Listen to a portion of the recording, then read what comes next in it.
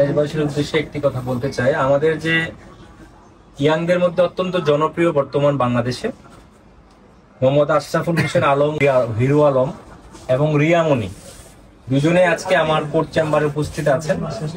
আমি advocate Atikur Rahman Khan, Bangladesh supreme court. তাদের মধ্যে সাম্প্রতিক সময়ে আমরা বিভিন্ন ফেসবুক মিডিয়ার মাধ্যমে দেখতে পেয়েছি যে তাদের মধ্যে স্বামী স্ত্রীর মধ্যে একটা মিসআন্ডারস্ট্যান্ডিং, এবং এটা অনেকদিন যাবৎ চলমান। দুই পক্ষের বিরুদ্ধে মামলা মোকদ্দমা করেছেন। হিরো আলম আমার পাশে আছেন, আমাদের নায়ক। হিরো আলম ওনার ওয়াইফ রিয়ামণির বিরুদ্ধে মামলা করেছেন, রিয়ামণিও হিরো আলমের বিরুদ্ধে মামলা করেছেন। তো আমি হিরো আলমের আইনজীবী।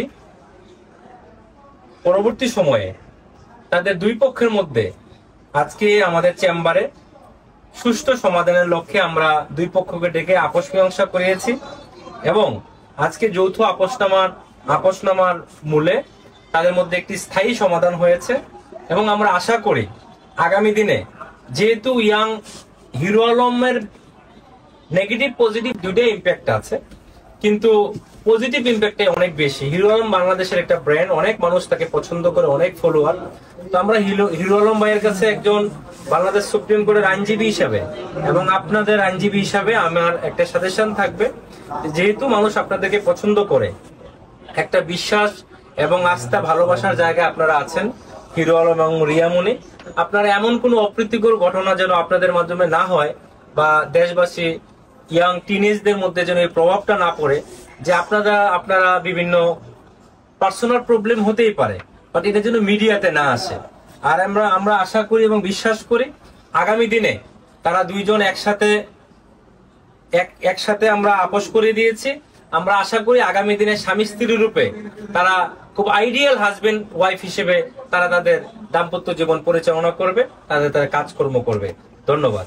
আর হিরো আলম ভাই, আজকে আসলে যে যৌথ আপোষনামা হয়েছে, বা আপনারা দুইজন আজকে মিলিত হয়েছেন, এবং আপনারা মামলাও আপনাদের শেষ, আপোষনামা হয়ে গিয়েছে, আপনার আসলে অসংখ্য ধন্যবাদ আপনাদের প্রিয় দেশবাসী। সকলের আগে আমি হিরো আলম এবং রিয়ামণি দুইজনে আপনাদের কাছে ক্ষমা দৃষ্টি আকর্ষণ করতেছি।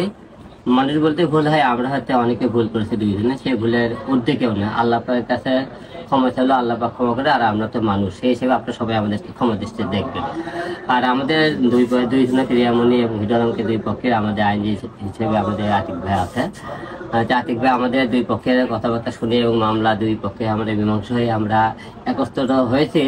যে রিয়ামণি যে মামলা করেছিল সেই মামলা উঠাই নিতেছে, আমি যে রিয়ামণির উপর যে মামলা করছি উঠাই নিতেছে। উঠাই নিয়ে আমরা দুইজনের সামনে একসাথে সুন্দরভাবে যাতে সংসার করতে পারি এবং সুন্দরভাবে চলতে পারি, এবং আমাদের দ্বারা মানুষ যাতে কিছু শিখে, আমরা এই ধরনের কোনো কিছু আপনাদের সামনে নিয়ে আসবো।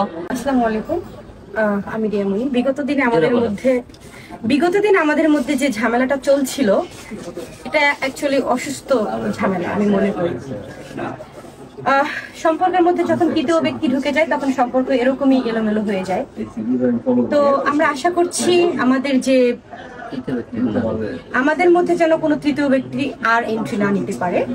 আর আমাদের মধ্যে যে ঝুট ঝামেলা ছিল বা অভিযোগ ছিল, আমার উপরে অভিযোগ ছিল, আমার আলমের উপরে অভিযোগ ছিল, আমরা সবকিছু উইথড্র করছি এবং সামনে আগামী দিনে ভালোভাবে জীবনযাপন করব, সেই আশা করছি। সবাই দোয়া রাখবেন আমাদের জন্য।